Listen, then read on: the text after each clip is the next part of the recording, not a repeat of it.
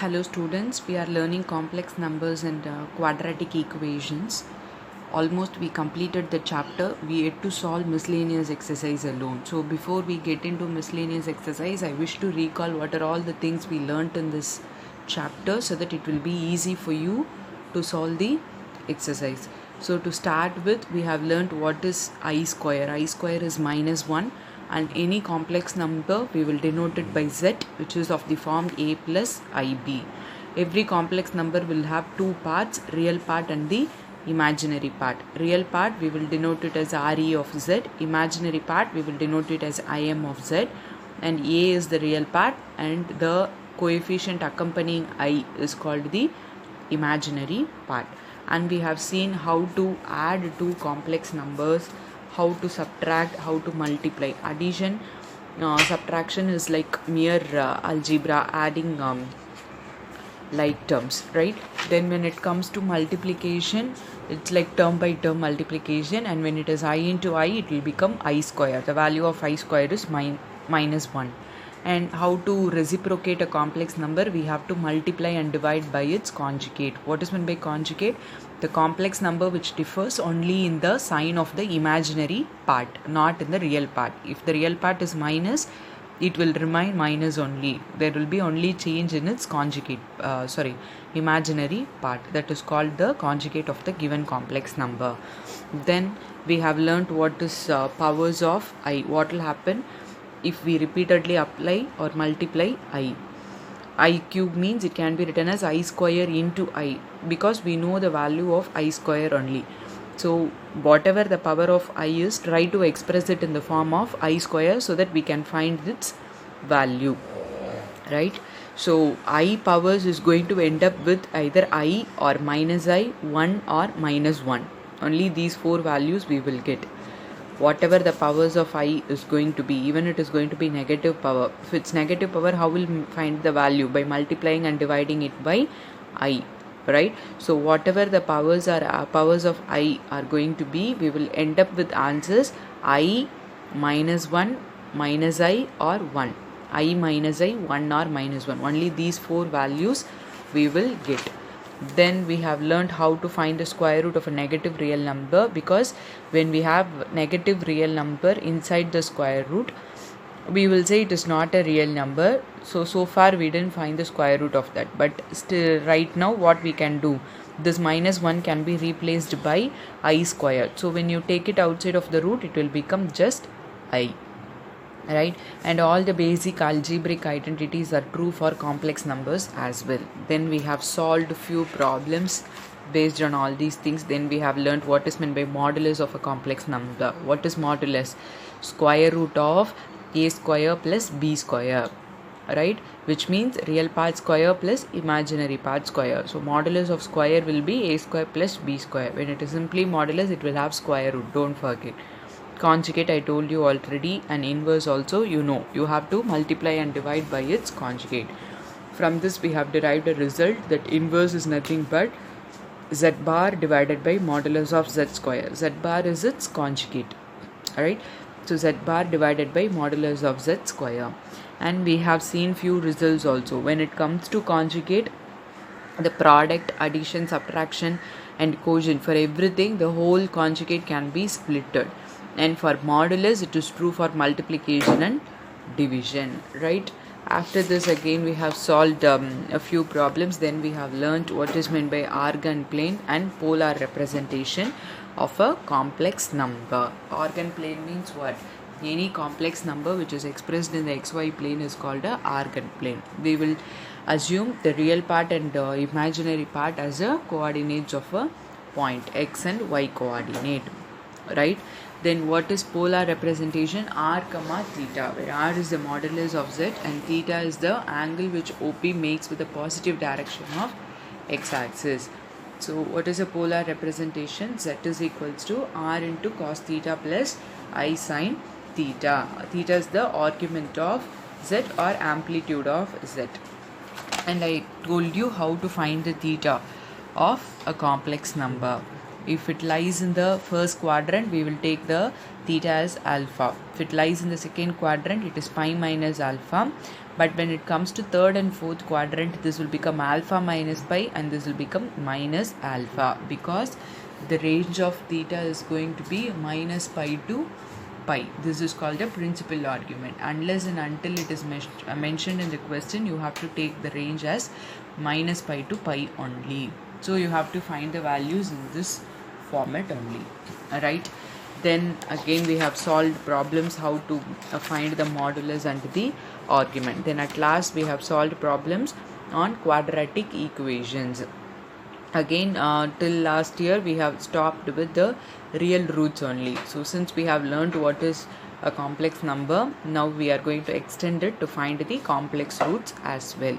The formula is minus b plus or minus square root of b square minus 4ac divided by 2a, right?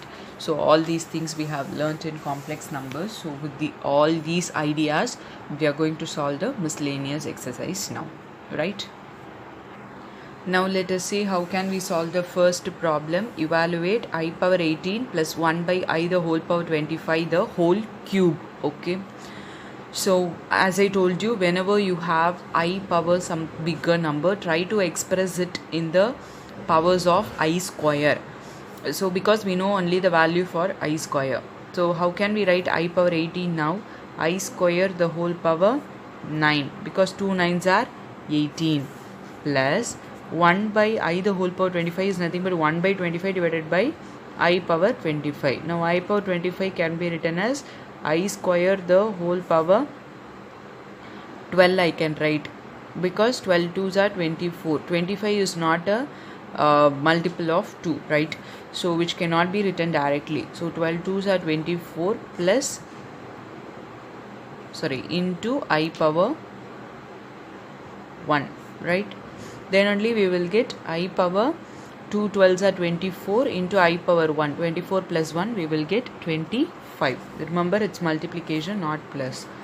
Only under multiplication we can add the powers, the whole cube, right? So which is equals to the power I square value is minus 1 the whole power 9 plus 1 by I square value is minus 1. So minus 1 the whole power 12 into I the whole cube.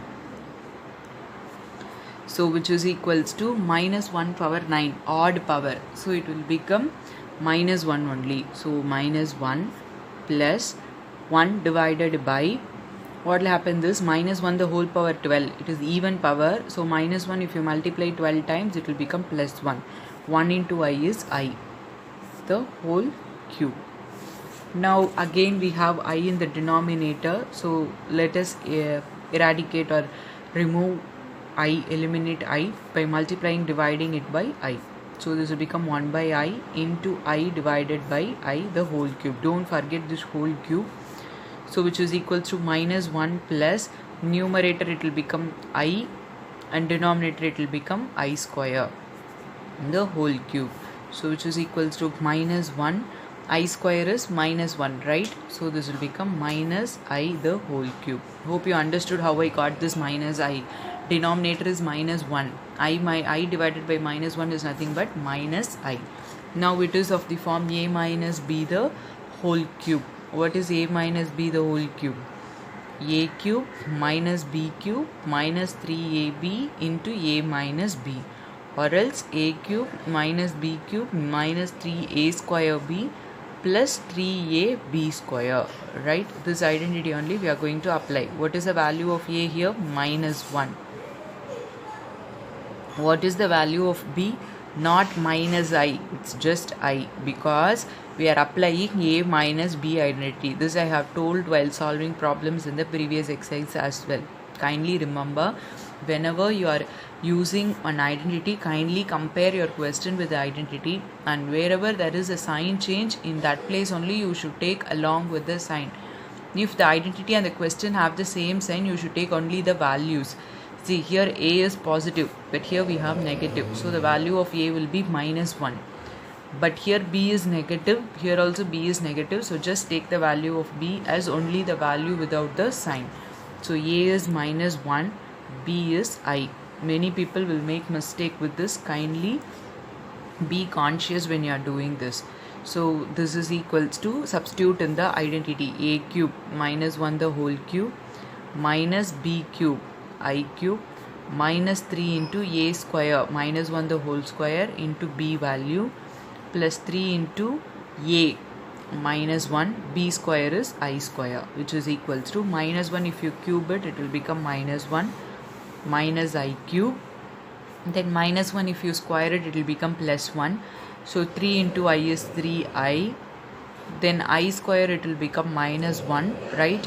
Minus 1 into minus 1, it will become plus 1.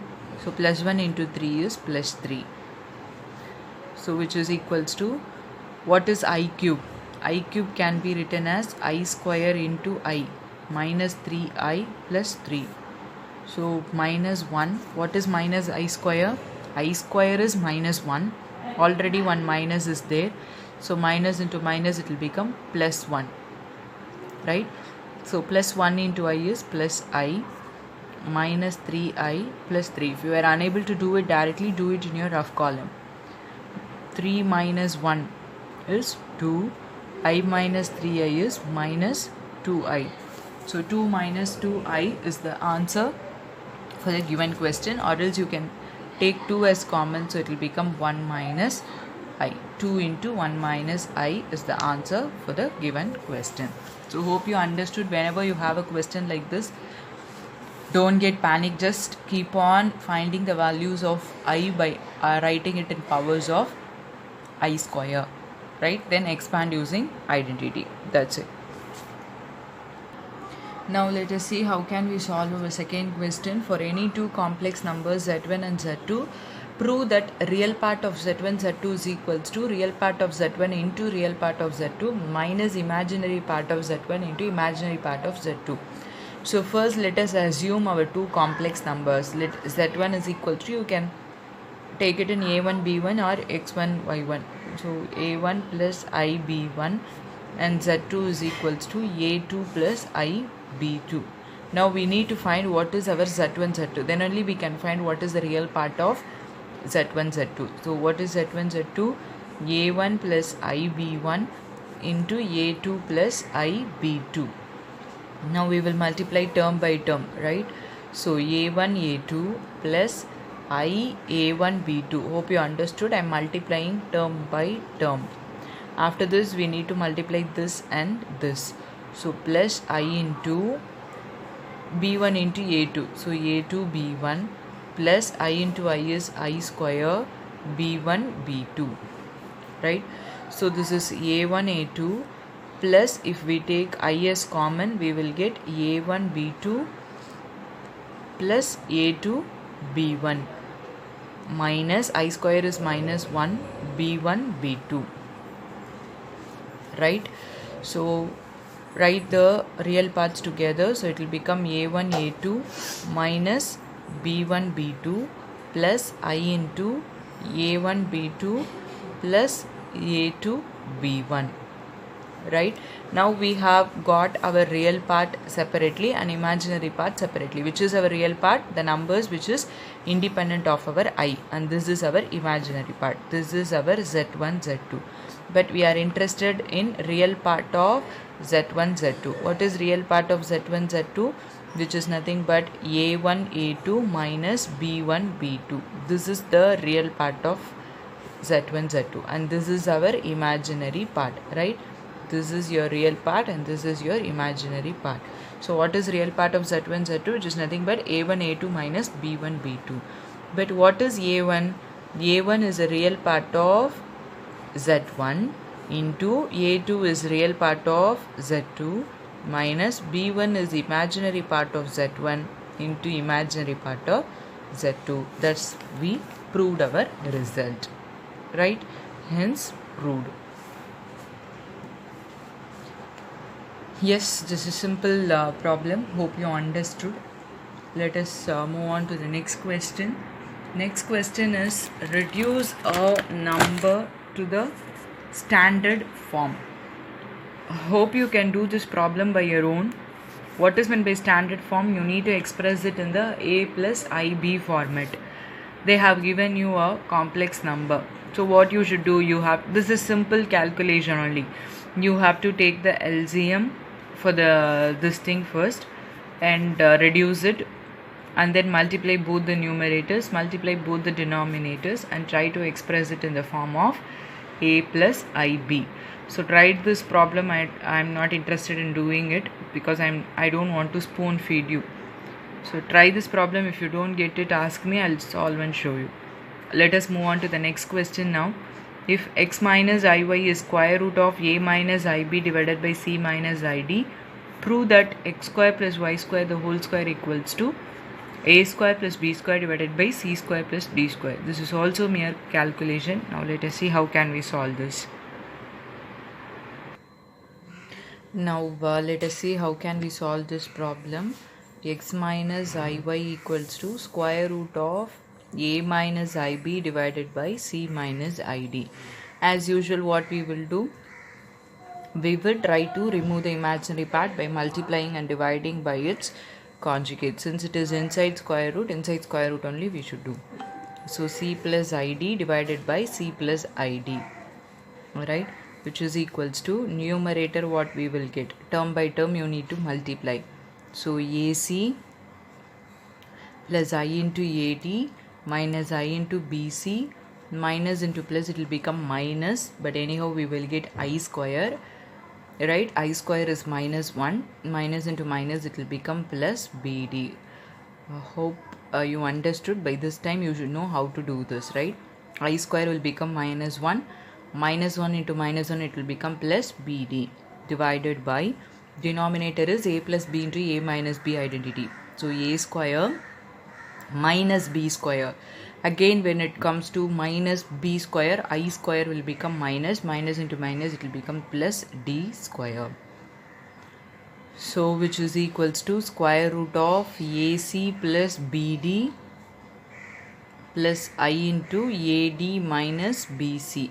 This is our real part and this is our imaginary part, divided by c square plus d square. Now let us write it as x minus iy the whole square. Let us square it on both sides because we need to prove x square plus y square the whole square. So the square root will go this side. So this will become AC plus BD. If we square on both sides, what will happen? Square and square root will get cancelled, right? Plus I into AD minus BC divided by C square plus D square. This side, what is this? A minus B the whole square. A square plus B square. B square is I square y square minus 2AB. 2XIY, right? So what is I square y square? It will become x square minus y square minus I into 2xy, right, which is nothing but AC plus BD. You can write it as denominator, real part and imaginary part separately, plus I into AD minus BC divided by C square plus D square, right? Yes. See, this is what we obtained in the last step. X square minus y square minus I into 2xy equals to this one. But what we need to prove, actually, we need to prove x square plus y square the whole square equals to this one. But we didn't get x square plus y square here. So try to express x square plus y square the whole square in terms of x square minus y square. That is the only way to prove the problem. So let us find what is the real part and the imaginary part now. What is x square minus y square, which is nothing but the real part, which is AC plus BD divided by C square plus D square. And what is our imaginary part? Minus 2xy. As I told you, compare along with the sign. Here it is minus, here it is plus. So minus 2xy equals to AD minus BC divided by C square plus D square, right? Now we need x square plus y square the whole square, which means a square plus b square the whole square, which can be written as a square minus b square the whole square, right? When you expand, what we will get? Minus 2ab. But when what we have here, a square plus b square plus 2ab, right? But when we expand here, we will get minus 2ab. So when these two will become equal, only if we add plus 4x square y square, then only we will get minus 2x square y square. When we add with plus 4x square y square, it will become plus 2x square y square, which is nothing but which is there in our left hand side. Hope you understood, right? When we expand this using a plus b the whole square, we will get 2ab term, and when we expand this, we will get minus 2ab term. So when how can we equate both? By adding 4ab term, right? We have an identity we have done already. A plus b the whole square is nothing but a minus b the whole square plus 4ab, right? But since a and b are x square and y square, here we have written 4x square y square, right? So what is x square minus y square now? AC plus BD divided by c square plus d square the whole square, because we have square here, plus what is 4x square y square? We have 2xy, right? 2xy value, if we square it, we will get 4x square y square, and anyhow minus we have minus, if we square it, it will become plus only. So directly we can write it as AD minus BC the whole divided by c square plus d square the whole square. Why we didn't bother about the sign? Because anyhow minus 2xy, if you whole square it, minus into minus, it is going to become plus only, plus 4x square y square. So simply we have squared it, right? Now expand it using a plus b the whole square identity. So this will become a square c square plus b square d square plus 2 acbd. Here both are common denominator only, so we can add as such, plus a square d square plus b square c square minus 2abc the whole divided by c square plus d square the whole square. So which is equals to plus 2abcd minus 2abcd will get cancelled, right? So what we have, a square c square plus b square d square plus a square d square plus b square c square divided by c square plus d square the whole square. Since we have c square plus d square here, try to combine these two terms. Take a square as common, we will get c square plus d square. From these two terms, if we take b square as common, again we will get c square plus d square the whole divided by c square plus d square the whole square. Again take c square plus d square common in the numerator, we will get a square plus b square divided by c square plus d square the whole square. 1 c square d square, 1 c square d square will get cancelled. So which is a square plus b square divided by c square plus d square, which is nothing but x square plus y square the whole square. That's what we need to prove. A square plus b square divided by c square plus d square. This is again mere calculation only. So hence we proved. Only thing is we were unable to obtain x square plus y square directly from the given problem.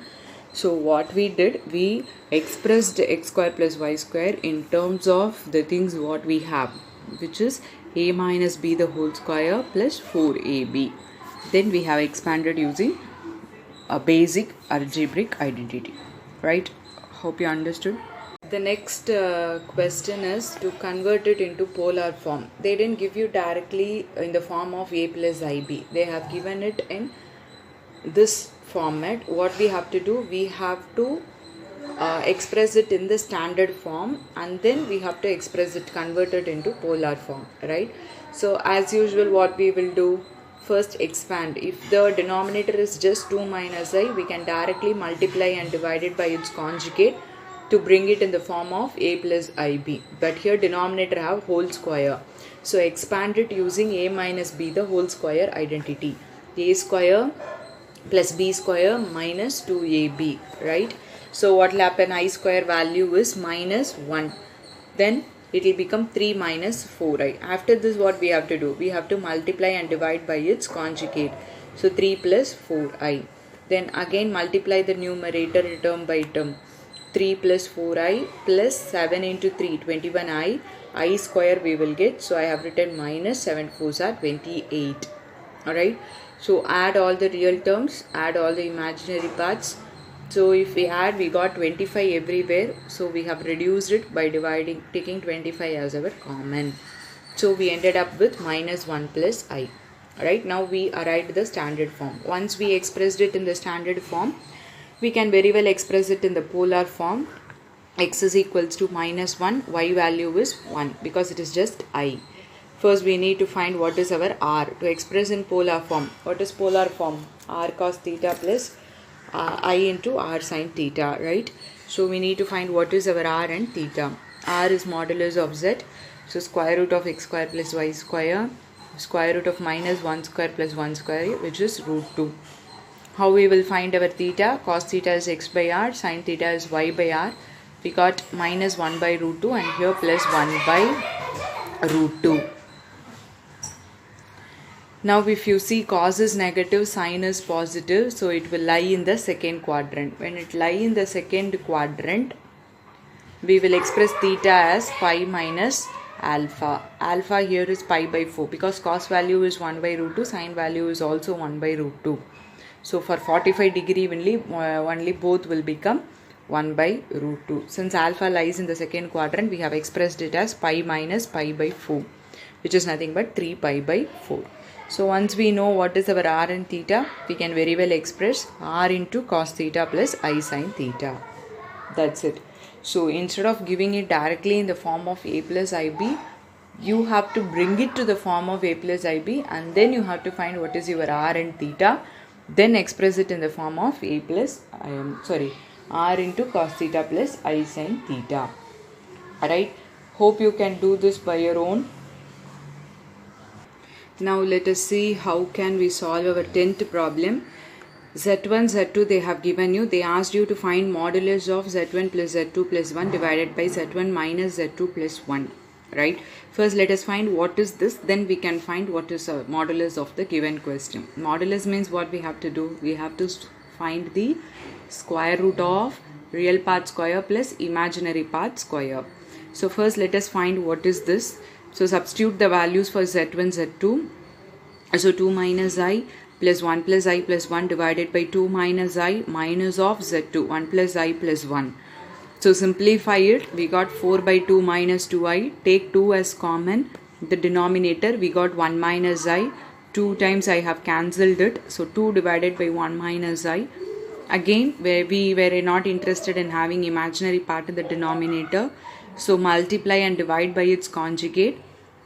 So what we got here, 2 into 1 plus I divided by a plus b into a minus b identity. 1 plus 1 it has become 2. Again 2 will get cancelled. Now at last we got 1 plus I as the value of this. But we need to find its modulus. So put modulus on both sides. What is modulus of this? Square root of x square plus y square. X is the real part of this and y is the imaginary part of this. The coefficient of I is 1.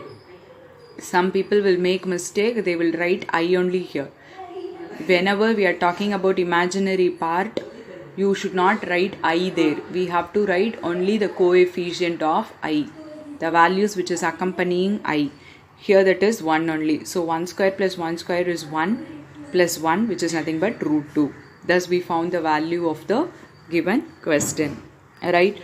Hope you understood. And I left in between 6, 7, 8 questions which are all like a simple quadratic equations which we need to solve as we have done in the previous exercise. You can solve it by your own. So I am leaving those problems. And then come back to 11th question. 11th question also you can solve it by your own.